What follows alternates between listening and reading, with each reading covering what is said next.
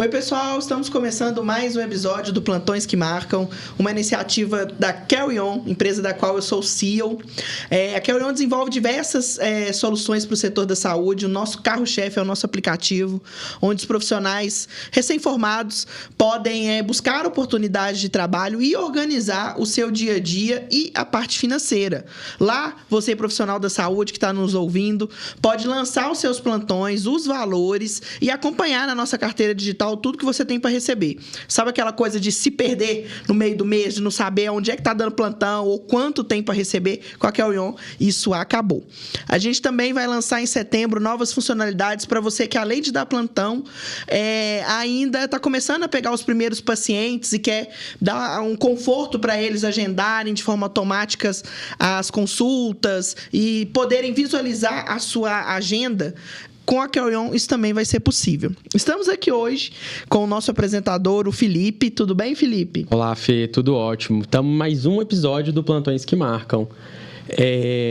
Pessoal, meu nome é Felipe, eu sou médico ginecologista. Para quem não me conhece, eu acho que cada vez que a gente faz mais um episódio, a gente ganha novos seguidores. Com certeza. Sou médico ginecologista e obstetra, professor da Universidade 9 de Julho, da disciplina Ginecologia e Obstetrícia. E eu tô com a Fê aqui nesse desafio, que é a Carry On, que é o Plantões que Marcam. Exato. E que cada dia que passa a gente tá alcançando novos voos. Com certeza. E uma prova disso é a Carry On agora em São Paulo, porque antes a Carry On ficava mais na região de Minas e agora a gente está começando as nossas atividades em outro estado, então são novos desafios, né, Fê? Com certeza. Em setembro também a gente vai começar a divulgar novas vagas e oportunidades em São Paulo. E para você que é de São Paulo, a gente já tem muitas funcionalidades que vocês conseguem utilizar. Hoje, a gente vai entrevistar aqui no Plantões que Marcam um profissional que é muito bem quisto no meio, tem sempre muitos recém-formados elogiando. Um profissional que é muito ouvido nas redes sociais. Muito ouvido nas redes sociais, que é o Victor Cunha. Vitor, fala um pouquinho sobre você. E aí, Felipe, Fernanda, pessoal da Carry On, do Plantões que Marcam, é uma grande honra para mim estar aqui. Obrigado mesmo pelo convite. Legal saber do reconhecimento, que teve gente que pediu meu nome. Fico muito feliz. E então vou me apresentar um pouquinho aqui. Eu sou o Vitor Cunha nas redes sociais, Vitor Cunha D, o meu @. E eu sou médico, me formei aqui em BH, na UFMG. Atualmente eu sou residente do 3º e último ano de ortopedia aqui no Hospital Madre Teresa, aqui em BH também. E eu falo de finanças para médicos há aproximadamente 4 anos nas minhas redes sociais. E nesse tempo pude aprender muita coisa, sempre fui muito entusiasta do tema e também consegui impactar muita gente. É um assunto que eu tenho certeza que a gente vai conversar muito hoje aqui, mas que realmente o público médico precisa de crescer muito ainda e a gente está aqui exatamente para isso. Muito legal. E Vitor, eu acho que esse tema, ele linka bastante com a nossa última funcionalidade do nosso aplicativo, né, Fê? É uma coisa pequena, mas importante para início de carreira, o médico ele ter o controle de quanto que ele ganha, pelo menos os plantões ao longo do mês, né, Fê? E com a nossa nova funcionalidade, a gente entrega isso para os nossos profissionais. Com certeza, que é uma demanda que a gente viu que a gente sabe que vocês trabalham muito, que tem dinheiro entrando de várias fontes e se perder é muito fácil. Então, com a funcionalidade, você consegue ter uma maior organização da vida financeira e tenho certeza que o Vitor vai falar, porque não é só organizar isso, não. Depois que o dinheiro cai na conta, tem outras coisas para você se preocupar. Com certeza. Ô, Fê, fala um pouquinho pra gente como é que funciona essa funcionalidade nova hoje. Então, o profissional, ele pode cadastrar o plantão dele normal, como se fosse um agendamento, e no final ele coloca o valor do plantão.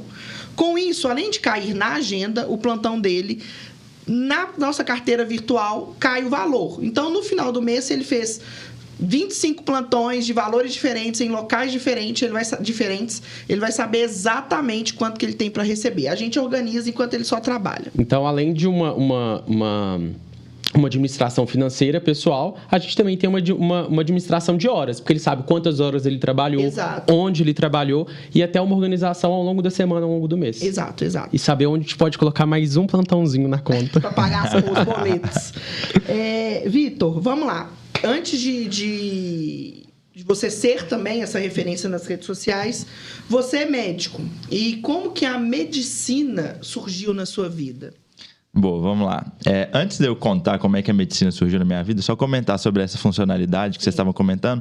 A gente conversou antes de começar o podcast e é realmente muito interessante você ter o controle de quanto que você ganha no mês, porque, por incrível que pareça, o médico realmente não sabe quanto que ganha, gente. E isso não li em lugar nenhum, não. Isso eu vejo todo dia.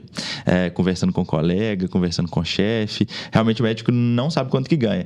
E um dos princípios básicos dos investimentos é ganhar mais do que gasta. Básico. Só que o básico não é bem feito, na maioria das vezes. Então, eu não tenho dúvida que vocês estão contribuindo para a educação financeira do médico. Muito bem. Então, vamos lá. Como é que a medicina entrou na minha vida? Eu não tenho uma história marcante, assim. Eu sempre falei que eu ia ser médico. Sempre. Eu lembro, eu pequenininho, eu ia no médico, no pediatra com minha mãe. Eu achava super interessante o que ele fazia. Eu via lá aquele tanto de criança esperando para ser atendido por ele. E eu falava, mamãe, eu quero ser igual ao Dr. Leonardo. Mamãe, quero ser igual ao Dr. Leonardo. E fui assim, não mudei. Claro que no ensino médio a gente faz teste vocacional e tudo mais.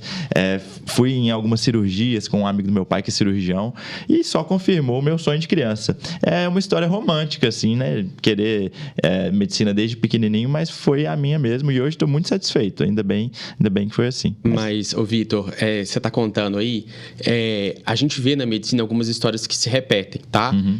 É raro uma pessoa sentar nessa cadeira e não contar uma história parecida com a sua. Né? Que a medicina, ela veio desde a infância, um desejo. E isso reflete, que a gente já conversou muito, que o índice de desistência no curso médico é baixíssimo. Né? Então, a gente vê muito esse perfil do profissional que ele intrinsecamente, com histórias da infância, vem o desejo do cuidado, o desejo em investir no próximo. Né? Porque a medicina, muitas vezes, é isso. A gente investe para formar, mas a gente pensa no cuidado, na assistência. E isso é muito legal.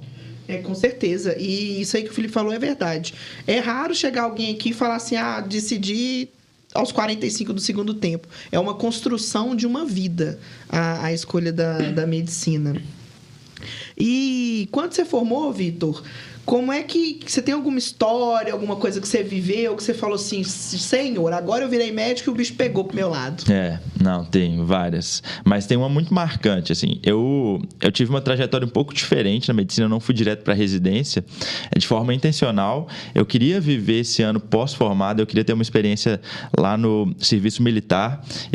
Meu pai foi militar, meu avô foi militar, e eu tinha vontade de servir o exército para conhecer como é que era, viver experiências. E foi isso que eu fiz. Para quem não sabe, o serviço militar permite que o médico ou médica tranque a residência por um ano.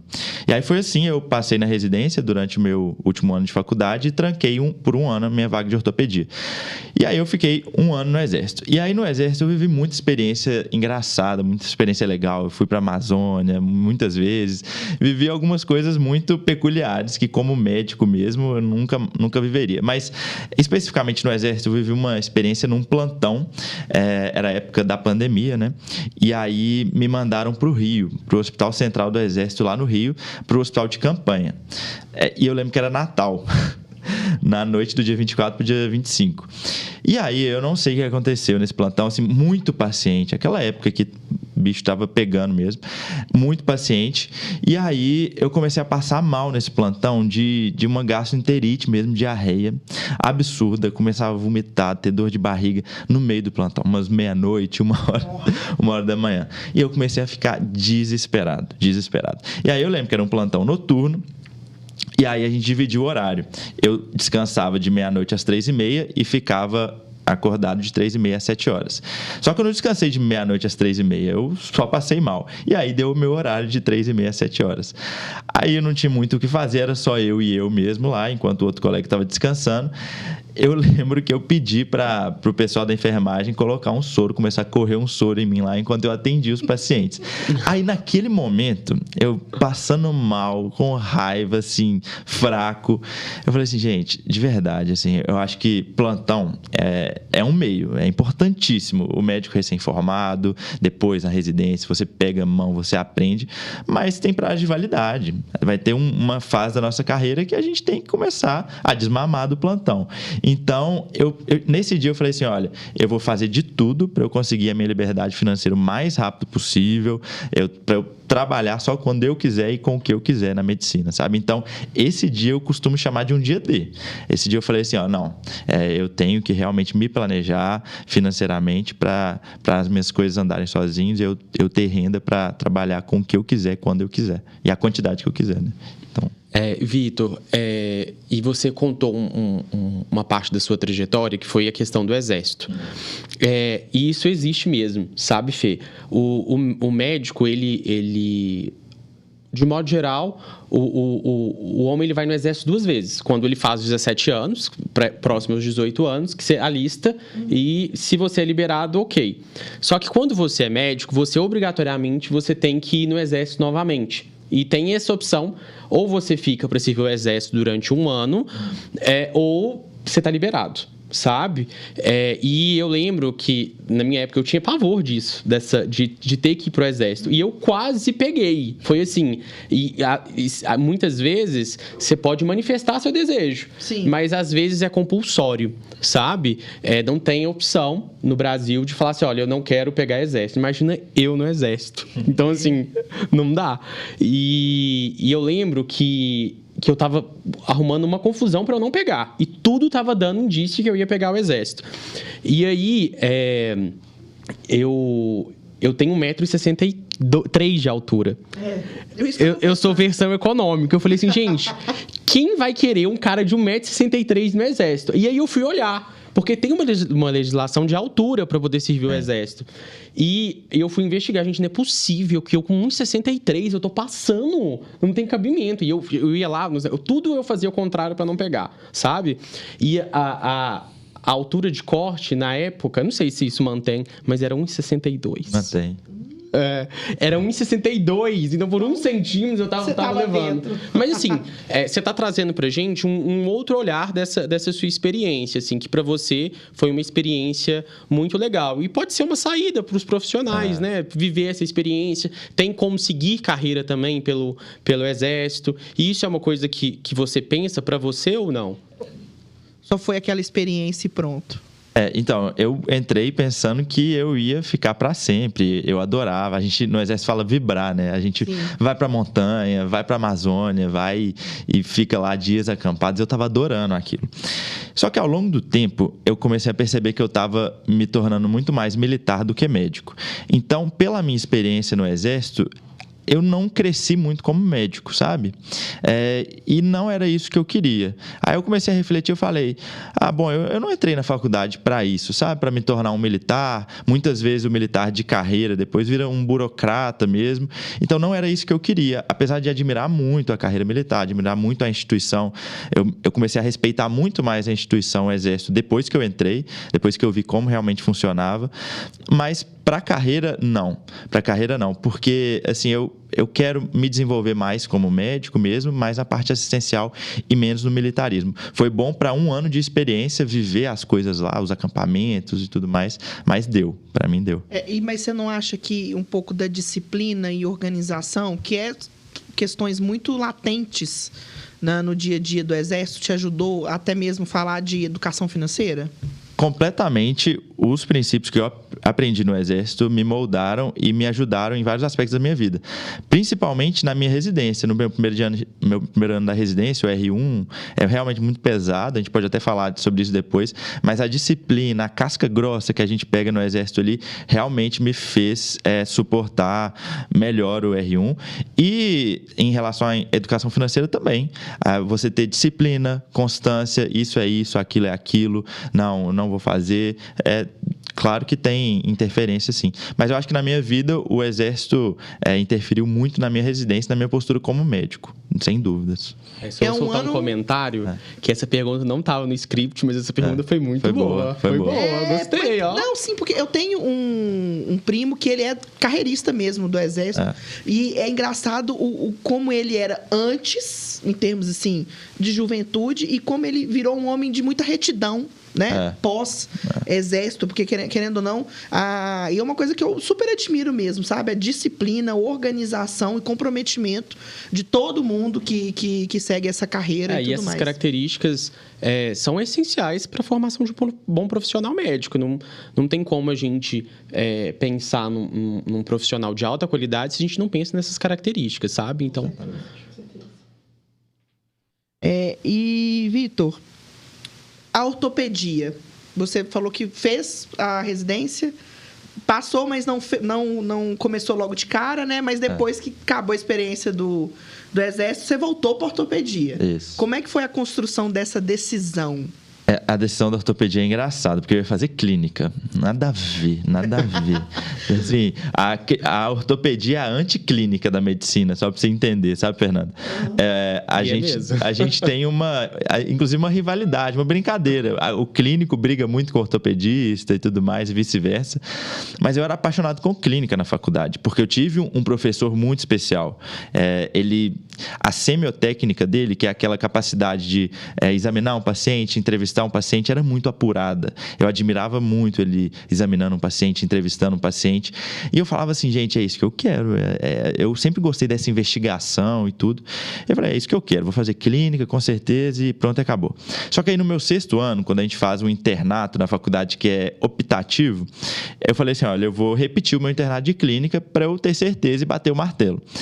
Aí quando eu repeti meu internato de clínica e não foi com ele, com esse professor, aí eu falei, meu Deus, o que eu tô fazendo da minha vida? Que é isso? Aí eu acordei. Foi um balde de água fria, assim, eu falei, não, eu não sou clínico, definitivamente. Eu lembro que eu gostava muito de cirurgia, de área cirúrgica, e aí eu comecei a ver que eu era realmente prático, eu não tinha muita paciência para as discussões da clínica, eu era mais intervencionista, sempre gostei muito de esporte, sempre fiz todos os esportes na faculdade, e aí eu falei assim, não, eu acho que é ortopedia.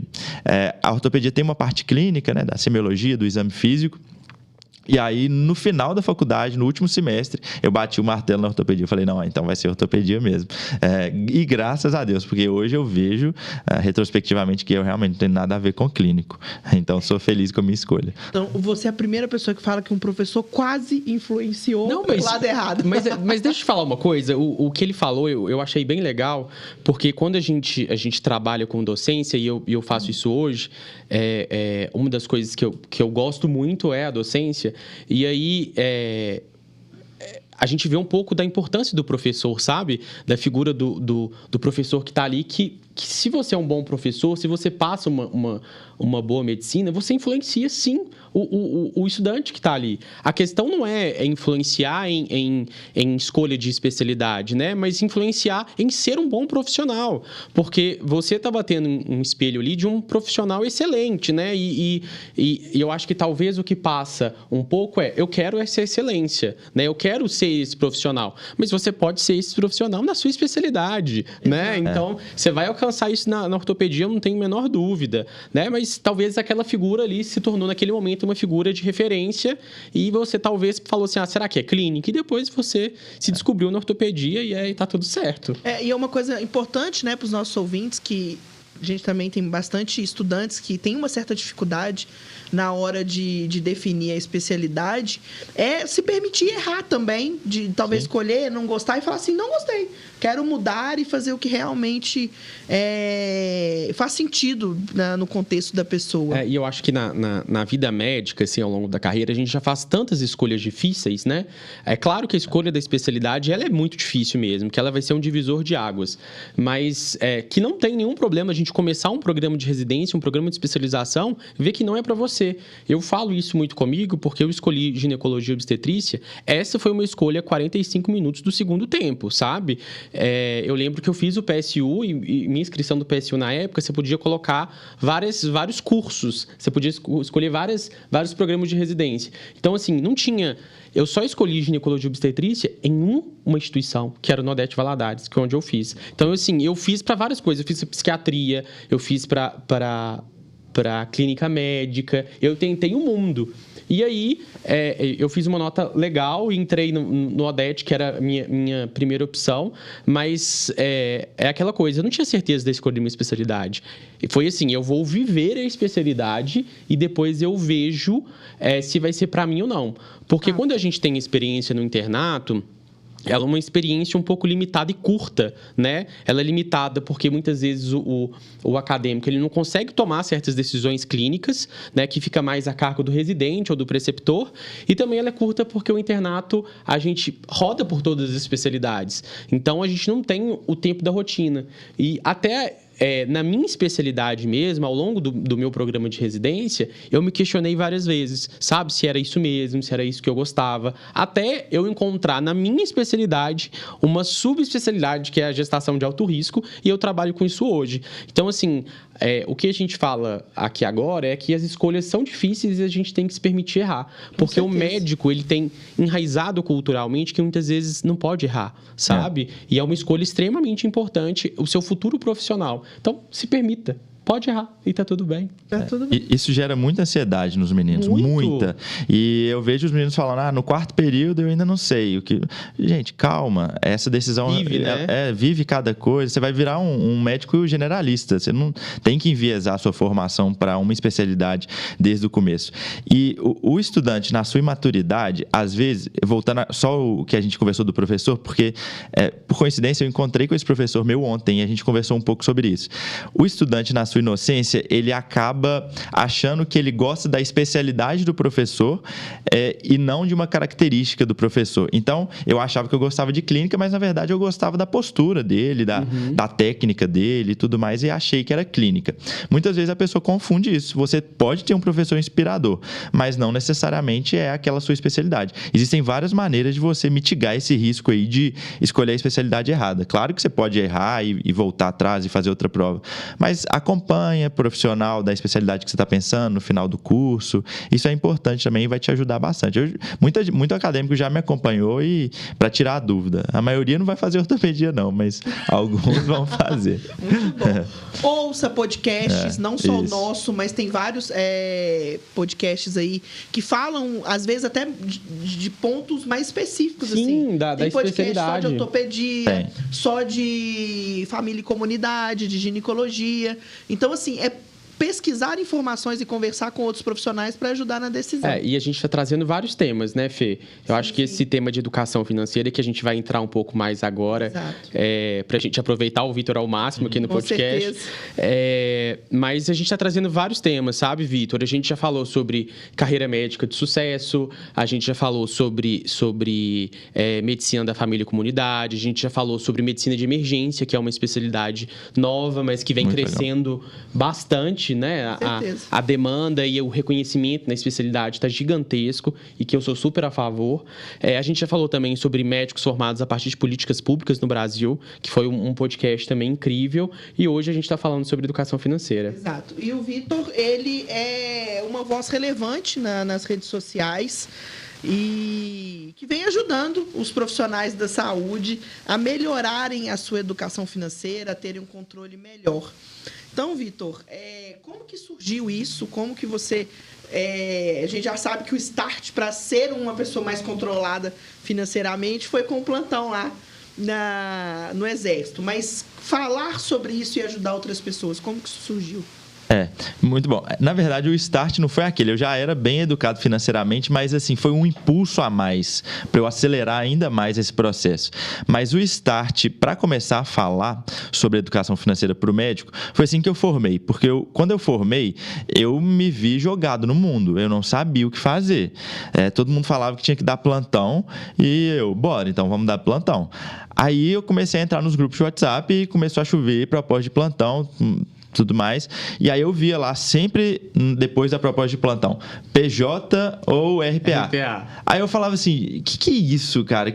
Como assim PJ? Eu sou pessoa física, eu não tenho PJ. Eu não faço a menor ideia do que significa essa sigla RPA.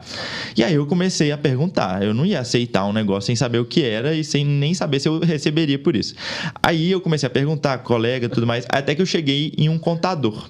Aí esse contador foi muito simpático, sou amigo dele até hoje, ele me ligou e falou assim, Vitor, eu vou te explicar. O que você está querendo saber? Aí eu falei, ô Gustavo, eu quero saber tudo, cara. Me conta. Por que tem que fazer PJ? Ou será que tem mesmo? Não tem? Me explica qual que é a vantagem do RPA, qual que é a vantagem do contrato, da PJ. E aí a gente ficou mais de 1 hora no telefone. Eu fui anotando tudo. Aí, beleza. Aí, sedimentei aquele conhecimento, subi lá em casa, estava na área lá embaixo, subi e falei assim, ó, não vai ser só eu que vou ficar sabendo disso aqui. Tem meus colegas todos da minha sala que precisam saber também, eles devem estar passando o mesmo aperto que eu estou passando. Talvez a minha dor também seja de mais gente. Com certeza. Aí eu falei, vou mandar no grupo da sala. Aí, antes de eu mandar no grupo da sala, eu falei assim, por que eu não posto no Instagram? Não vou perder nada mesmo, eu vou ajudar a turma. Quem está formando agora ou quem está para formar vai ser ajudado. Aí eu organizei um vídeo, peguei um quadro que tinha lá em casa, comecei a anotar todas as possibilidades. Se você abre, quantos plantões você dá por mês, quanto que vale a pena, quanto que não vale. Fiz um vídeo, aí o vídeo fez muito sucesso, muita gente elogiando, muita gente falando para fazer mais, para fazer mais, para fazer mais. Aí eu falei, olha, é uma demanda, então. Será que contabilidade é uma demanda? Aí eu comecei a falar mais de contabilidade. E aí contabilidade conversa muito com finanças. Sim. E eu sempre gostei muito de falar de finanças, de estudar finanças. Aí eu falei, mas gente, contabilidade eu não tenho essa destreza toda, eu gosto mesmo de falar de finanças. Será que o médico também precisa de falar de dinheiro? E aí, conversando de dinheiro com meus amigos médicos, eu falei, gente, é isso que eu vou falar. O médico não sabe nada. O médico não sabe quanto ganha, quanto gasta, não sabe o que é renda fixa, renda variável, o que é viver de renda. É disso que eu vou falar. E tinha muito pouca gente falando para, sei lá, tinha 1, 2 falando disso na época, nichado para médico. Uhum. Então, eu voltei totalmente a esse assunto, finanças para médico, educação financeira para médico, e estou assim até hoje. Muito bom. E então, você acredita o seu sucesso, assim, que hoje você tem bastante seguidores e eu costumo dizer que tem seguidores e seguidores. E você tem seguidores engajados. Há uma demanda latente deles, assim, de não saberem realmente para onde estão indo? Total. Eles não sabem, assim. É bonitinho até. A gente tá gravando uma segunda-feira. Na sexta-feira eu tava palestrando no Congresso Mineiro de Estudantes de Medicina. E foi muito legal. Tinha 2.500 acadêmicos lá de medicina. E foi muito bom ter esse contato presencial. E muitos vinham tirar foto ou conversar comigo e falar, Vitor, assim, as coisas que você fala mudaram minha vida. O básico, que para você é muito básico, às vezes pra gente é uma mudança da nossa vida, às vezes a mudança para o nosso futuro, porque a gente agora está construindo as bases. Quando eu vou começar a trabalhar, quando eu começar a dar plantão, eu vou saber o que fazer, pelo menos o básico. Isso aí foi a ajuda sua. Então é uma demanda que vocês não imaginam. O menino realmente, o acadêmico, não sabe como gerar renda, onde colocar, caiu um dinheirinho aqui, onde que eu coloco? Como que eu monto uma reserva de emergência? Então eu não tenho dúvida que é uma dor mesmo. E Vitor, assim, a gente acompanha também o seu trabalho e a gente sabe que, pelo que você está contando, começou de uma ideia pequena, querendo ajudar a turma, e depois você teve esse alcance que você tem hoje, assim. Mas quando você viu que isso passou de uma brincadeira, né, para uma coisa pequena, para uma coisa grande igual é hoje em dia, que faz parte da sua rotina, do seu trabalho? Sim. Eu sou muito intencional nas coisas que eu faço e eu não vou ficar romantizando, falando que eu queria só ajudar no começo. Claro que não. Quando eu fiz o primeiro vídeo, eu não sabia o que estava acontecendo. Mas logo depois eu vi que realmente aquilo ali era uma demanda crescente, era uma dor crescente. Eu falei, olha, o vídeo, ele me demandou tempo, o tempo nosso é precioso, é o nosso maior ativo e tudo mais. Se eu for continuar fazendo isso aqui, eu tenho que realmente pensar em monetizar esse conhecimento no futuro. Eu não tenho dúvida, e eu nunca escondi isso. Mas eu falei assim, para eu um dia conseguir monetizar isso, vender um curso, vender uma mentoria, realmente uma transformação paga para a pessoa, eu tenho que ficar muito tempo ajudando. Porque aí depois, pelo gatilho da reciprocidade e tudo mais, a pessoa vai acabar comprando o que eu oferecer.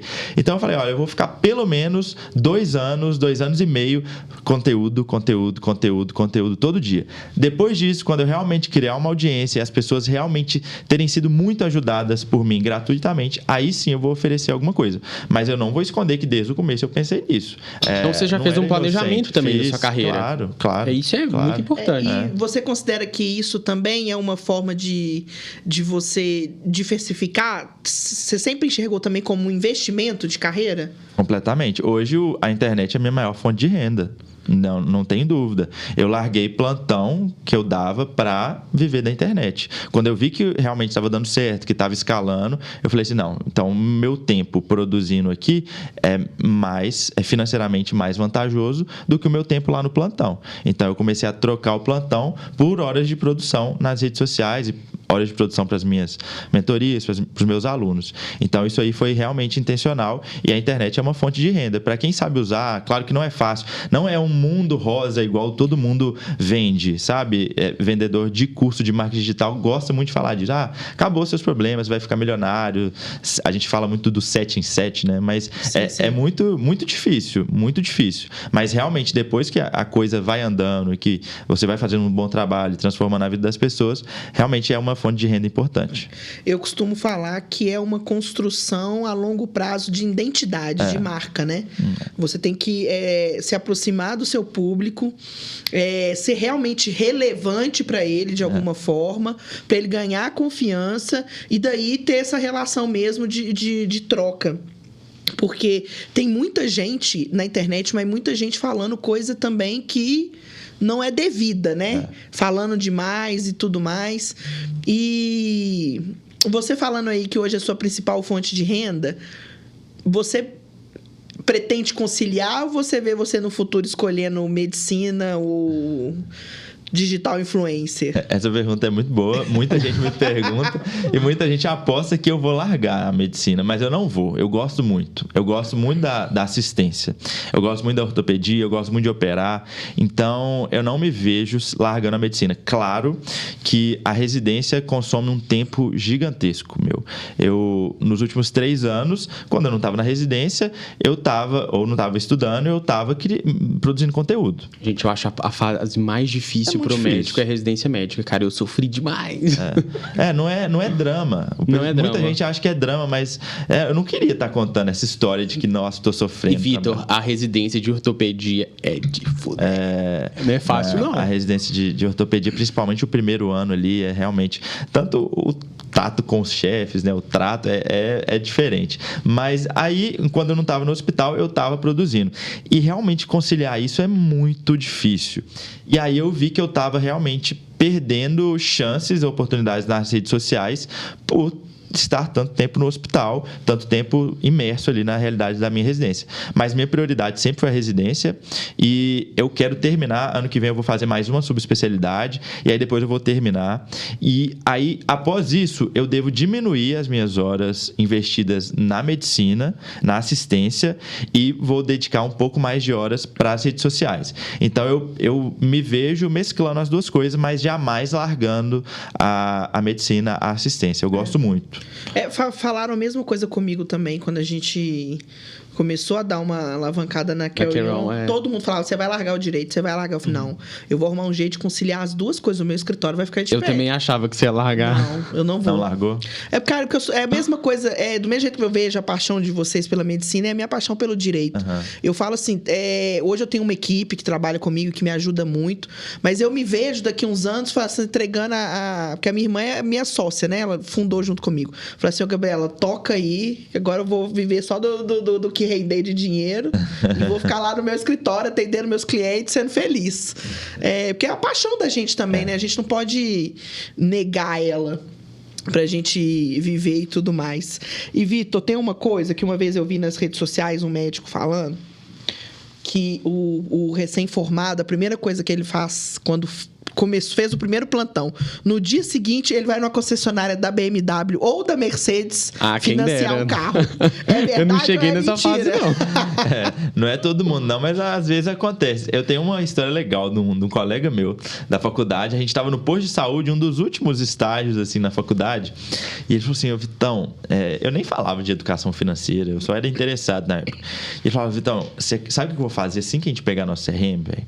Eu falei, Aí ele, cara, eu vou na concessionária da BMW, a BM que eu sempre quis comprar. E você não tem noção as taxas de financiamento que eles oferecem pra gente que é médico, não, sou. É umas taxas muito boas. Eu vou começar a dar plantão, eu pago esse financiamento tranquilo. Não importa quantas vezes eu vou dividir. A taxa é boa e eu vou ganhar dinheiro dando plantão, então eu vou pegar a BMW e pronto. E realmente ele fez isso. Então não é todo mundo, mas rola. Eu acho uma irresponsabilidade de um tamanho do mundo. É o que eu chamo de antecipar sonhos. Mas respeito, mas não é o que eu faria. Então, gente, se ele falou que não faz, repense esse negócio de financiar a BMW. Porque se eu começar uma carreira com uma dívida, né, e um material que ele é desvalorizado ao longo do tempo, é complicado, né? E juros não é fácil, não.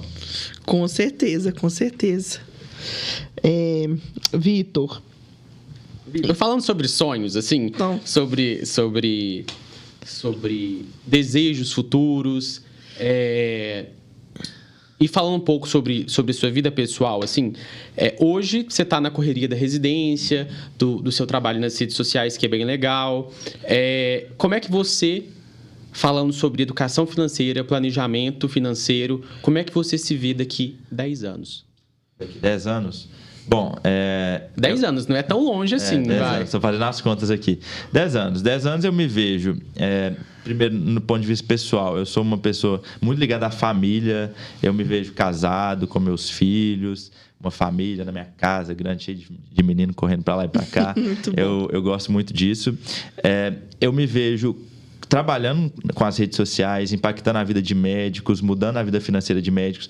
Eu não vou largar esse osso, não tem dúvida disso. É uma coisa que realmente sinto... não é romantizar propósito, não é isso, mas eu sinto que é um chamado meu para isso. Eu acho que muitos médicos vão precisar da minha ajuda também, tudo mais. Não da minha ajuda, mas da mensagem que eu estou levando. E me vejo atuando na área da ortopedia, que eu já escolhi, não vou contar ainda, não vou dar para ninguém. Não vai contar esse spoiler, né? Não vou dar spoiler, depois quando a gente desligar eu posso até contar. Mas eu me vejo trabalhando como ortopedista, impactando a vida de pessoas, melhorando a vida de pacientes. Então eu me imagino assim, uma família, conseguindo conciliar, se Deus quiser, a medicina com as finanças. Sei que vai ser bem difícil, mas a minha ideia é essa, tá? Eu acho legal quando você fala de que é o seu propósito, porque eu acredito muito nisso mesmo.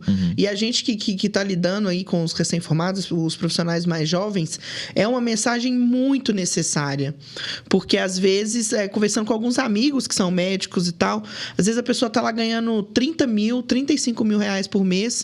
Aí, quando pensa que não, numa roda de conversa, não vai dar pra fazer isso não, porque eu tô sem dinheiro. Como? Isso aí me talha o sangue. Você sabe quanto que é a média salarial do médico no Brasil? É pesquisa de 2023, da demografia médica da USP. Saiu em março desse ano. Sabe quanto que é? Você tem noção? Você tem? Não tenho. Mas isso é uma informação que eu quero R$30.100. Média. A segunda profissão tradicional com a maior média é engenheiro, com R$17 mil. A média de engenheiro. O médico, ele só perde para 5 profissões no Brasil, que é dono de cartório, é sério. Mas é mesmo, cartório ganha muita grana. Advogado do Poder Judiciário, do Ministério Público e diplomata. Faltou uma aí, mas não estou lembrando. Mas, assim, são profissões muito bem remuneradas. Então, o médico falar que ele não ganha bem, tem alguma coisa errada. A gente tem que entender que a gente está num país que o salário mínimo é 1.320. Claro que a gente está falando de um curso superior, estudou, responsabilidade e tudo mais. Mas tirando isso de lado, gente, se você não consegue se organizar ganhando uma média salarial de R$30.100, é porque você não sabe lidar com dinheiro.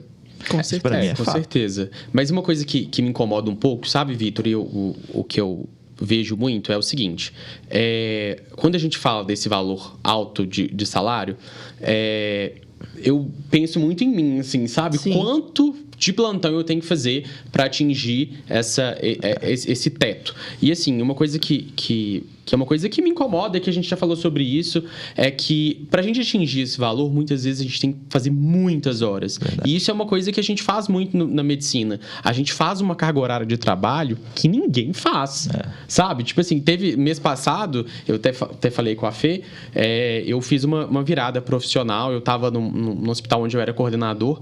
Cara, eu fiz 96 horas, sabe? Tá tipo assim, residente.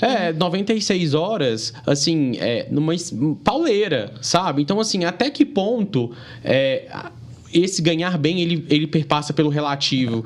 Porque quando a gente pega um plantão hoje em Belo Horizonte, um plantão médico hoje tá em torno de R$1.000, um lugar que paga bem, assim, né? Fora do tempo que demora a pagar, fora do risco do calote.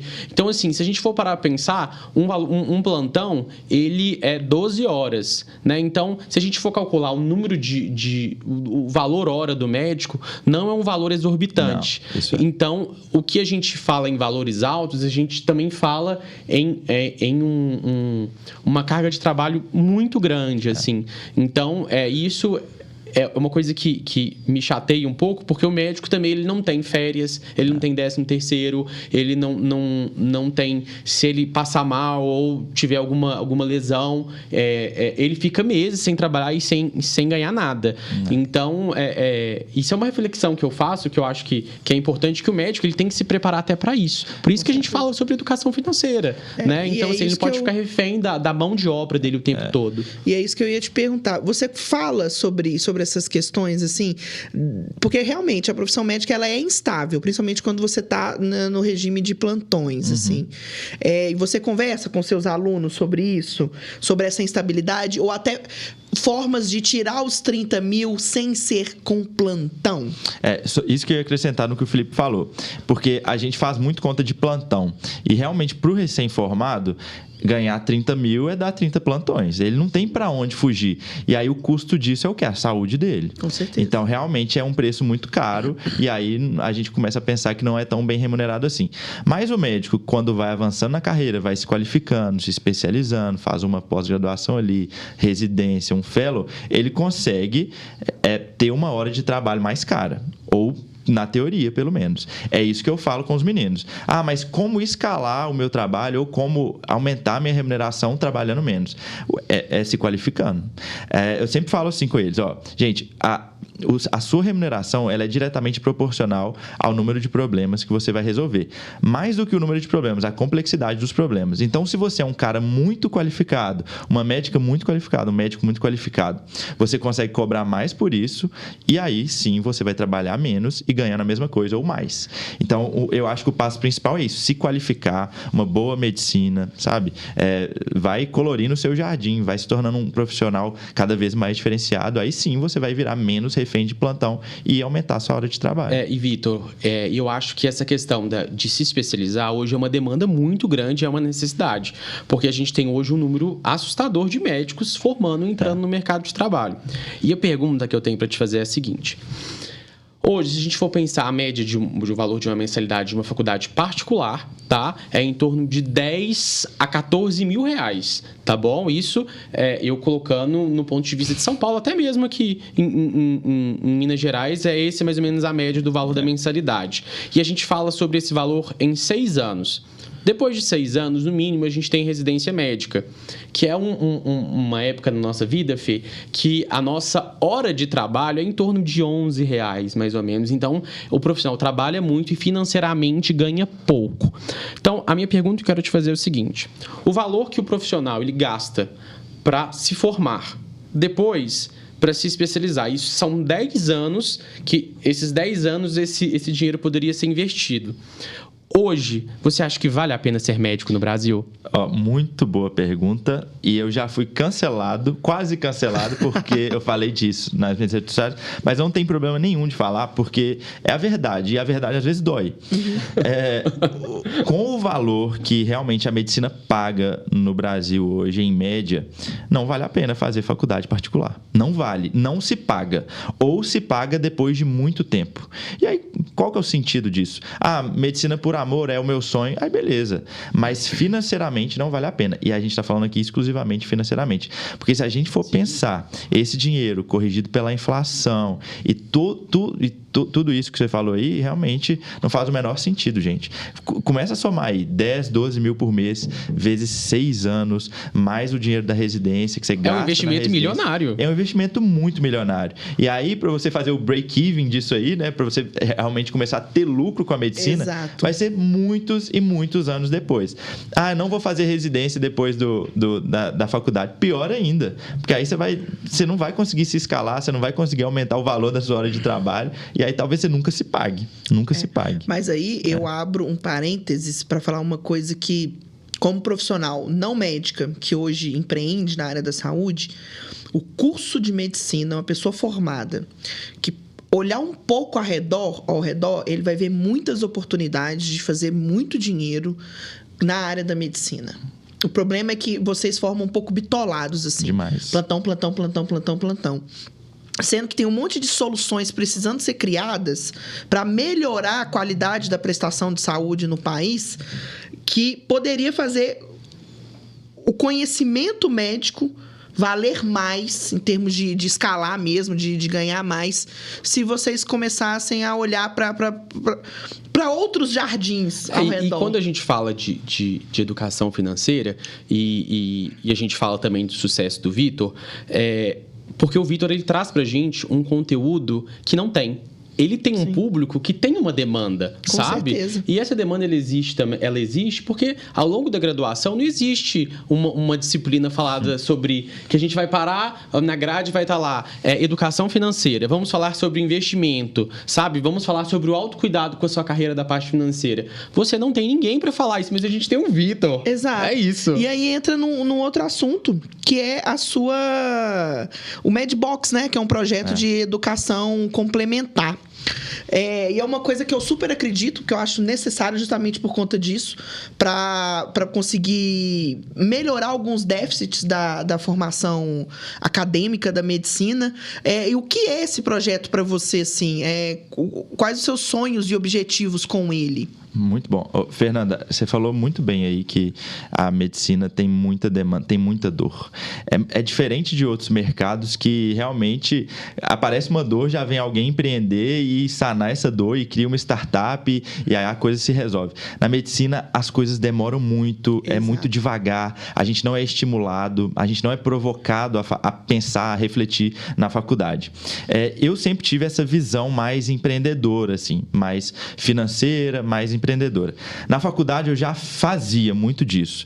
Eu tentava enxergar dor em tudo quanto é lugar. Então, assim, às vezes eu não montei uma cafeteria, tá? Mas só tô dando um exemplo. Não tinha uma cafeteria perto da faculdade que a gente ia, lá na UICB, na UFMG, lá na Pampulha. Não tinha uma cafeteria perto de onde a gente tinha aula. Estudante só bebe café o dia inteiro. Não é possível que ninguém vai fazer uma cafeteria aqui e começar a vender igual água um café para os estudantes de medicina. Uma coisa que eu realmente fiz. A gente tinha uma falta enorme de produto personalizado da faculdade. Jaqueta, tirante, caneca. Não tinha na UFMG. E a UFMG entram 320 alunos por ano. E aí eu juntei com mais 2 amigos e falei assim, gente, por que a gente não faz uma marca própria de personalizado? A gente vai vender igual água aqui nessa UFMG. E aí eu ia fazendo, comecei a empreender na faculdade e isso me deu, de certa forma, ferramentas para empreender de forma mais profissional depois, agora formado. E aí que surgiu o Medbox. Foi também, junto com meus 3 sócios, Tamara, o Felipe e a Luane, a gente pensou o seguinte, gente, tem muita dor na medicina. O acadêmico de medicina está cheio de dor. A gente começou a elencar essas dores. A dor mais óbvia para mim é da educação financeira. O acadêmico não sabe nada de dinheiro. Outra dor que eu falei, contabilidade. Aí a dor que a Tamara fala de saber estudar. É uma coisa que a gente faz a faculdade toda, mas a gente não sabe direito o que está fazendo. Como que estuda? Existe um método mais eficiente? Como é que é? Estudativo, passivo? A gente tem tão pouco tempo disponível, como é que a gente pode aproveitar melhor esse tempo? Produtividade, como é que a gente consegue conciliar a faculdade com atividade física, com uma alimentação saudável? Como escolher a especialidade? Como se posicionar no digital? A gente fala muito disso também, uma demanda crescente. Aí a gente falou assim, gente, é dor demais. A gente precisa colocar isso tudo numa caixa. Aí surgiu o Medbox, que é realmente uma plataforma de soluções para o acadêmico de medicina hoje. Pensando nessas dores. A gente ia olhando para cada dor e falava, gente, ninguém ajuda nisso. Ninguém ajuda nisso aqui também. Não tem ninguém que fala disso. É a gente mesmo. Vamos juntar nós 4 aqui e vamos começar a falar de tudo isso. E aí surgiu o Medbox. Me conta uma coisa, Vitor. O Medbox é uma plataforma que vocês oferecem cursos, é isso? O Medbox, na verdade, ele é um grupo e a gente tem braços nesse grupo. A gente começou em junho desse ano. O primeiro braço foi uma plataforma online, onde a gente já lançou uma turma. A gente tem lá 250 alunos, aproximadamente. A gente lançou e lá tem vários pilares que os meninos aprendem com as aulas. A gente tem mentorias mensais também com os meninos. E a gente abre turmas de tempos em tempos. A gente abriu uma só por enquanto, começou tem 2 meses. E a gente também tem um podcast chamado Medbox Cast. A gente tem um canal do YouTube, Medbox. E a ideia é realmente, a cada mês, a gente lançar um braço novo. O próximo braço que vai chegar em outubro é de um evento presencial, uma mentoria para os meninos. Então, realmente, é uma empresa que está surgindo agora, mas bem audaciosa de realmente, a cada hora, a cada mês, um braço novo de soluções para os meninos. E é interessante que vocês... É um serviço muito exclusivo, né? Vocês estão sempre muito presentes na educação dos seus alunos, né? Exclusivo é uma boa palavra, mas eu acho que o diferencial nosso é a conexão com o público. Os meninos, eles acompanham a gente há muitos anos. Eles nos veem como amigos, assim. Sim. Então, essa é a diferença, a interação. Hoje, um dos alunos foi treinar com o Felipe e com a Tamara às 5 horas da manhã. Então, assim, é um engajamento, é realmente uma família grande, é uma comunidade muito grande. Então, o maior valor que eu vejo no Medbox é esse engajamento, essa conexão que a gente tem com eles. Show de bola. E me conta uma coisa, o público-alvo de vocês no Medbox é para estudantes de medicina ou profissionais já formados que desejam uma orientação financeira, por exemplo? Sem dúvidas, o Medbox hoje ele é muito mais voltado para acadêmico de medicina. A plataforma é voltada para o acadêmico de medicina. Depois a gente quer conversar também com esse público pós-formado. É um público que também tem muita dor, principalmente no digital, como se posicionar. Exato. Porque isso, para quem pós-formado, eu acho que ele que falou é essencial. Essencial. Assim. Eu, individualmente, como Vitor, eu lancei uma mentoria no ano passado chamado A40, que eu falava muito com médicos pós-formados para ajudar na gestão financeira. Mas hoje, a gente concentrando tudo no Medbox, a gente quer falar com um público de cada vez. Hoje a gente concentra muito no acadêmico, nas dores do acadêmico, e depois a gente vai conversando com esse outro público aí também. Show de bola. Ô Vitor, agora fugindo um pouco do assunto, mas também dentro do assunto, você falando um pouco sobre a sua rotina, você está hoje no último ano de ortopedia, tem seu trabalho nas redes sociais, que também exige tempo, tem a residência também, que é uma coisa bem maçante. E um tópico que a gente sempre fala aqui no nosso podcast é a importância que o médico tem que ter para cuidar da própria saúde física e mental. Então, assim, falando sobre a sua organização, como é que é o Vitor hoje quando ele olha para ele e vê essa necessidade também de se cuidar nesse aspecto? Como é que o Vitor hoje se cuida? É muito bom você falar disso, Felipe, porque assim, eu não sou perfeito e eu tenho minhas fragilidades e uma delas é realmente no me cuidar, em realmente chegar, parar e falar assim, não, agora eu vou descansar. Minha namorada, a Bruna, ela é muito o contrário disso. Sempre que ela vê que eu tô fritando, minha cabeça tá fritando, que eu produtivo, ela, para, você não aguenta. Você tem que parar, você tem que descansar, senão não adianta, senão não faz sentido. Onde você está querendo chegar com isso, sabe? Não é um tiro de 100 metros, a vida é uma maratona, e a vida é muito mais do que medicina, é muito mais do que o Instagram, muito mais do que você falar de finanças. Então, realmente é uma coisa que eu tenho trabalhado muito em mim, eu tenho melhorado muito nos últimos meses, e o que eu tenho feito para isso?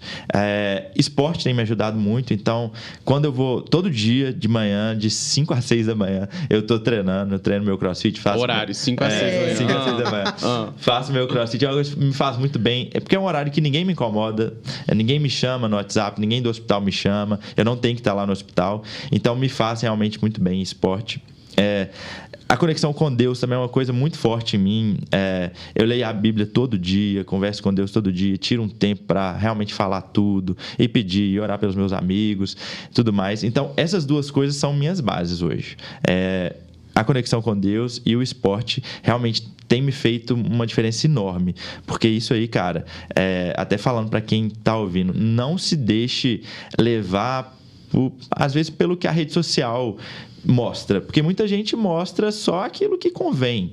A pessoa mostra uma hiperprodutividade meio tóxica às vezes, e a pessoa fica se comparando e ela quer fazer igual e ela acaba indo pro buraco. E vai gerar só frustração. Ela vê que ela não dá conta e se frustra, e aí é um ciclo vicioso e isso vai só piorando. Isso. E a gente já tem um perfil de pessoa em si, porque o profissional médico, ele se cobra muito, né? Acho que ao longo da trajetória dele, ele vive se cobrando e ele é testado o tempo inteiro.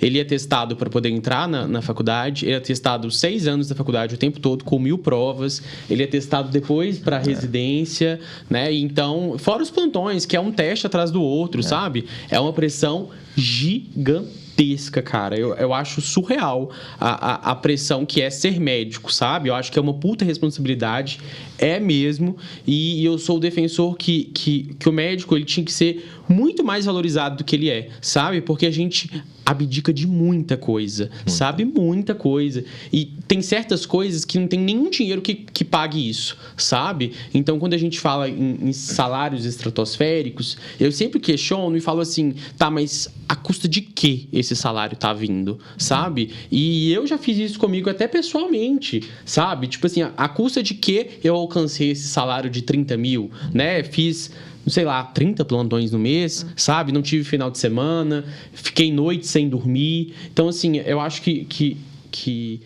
o profissional, o estudante e o médico, né, que está se especializando ou pós-formado, ele precisa de ter alguma válvula de escape que forneça tranquilidade. Então, o Vitor contou pra gente aqui, pra ele é o esporte, né? E conexão com Deus. Conexão com Deus, que é muito legal isso. Com certeza. E é legal ver você falando das suas fragilidades também, porque quando a gente tá muito exposto nas redes sociais, as pessoas acabam idealizando, né? Uma vida perfeita.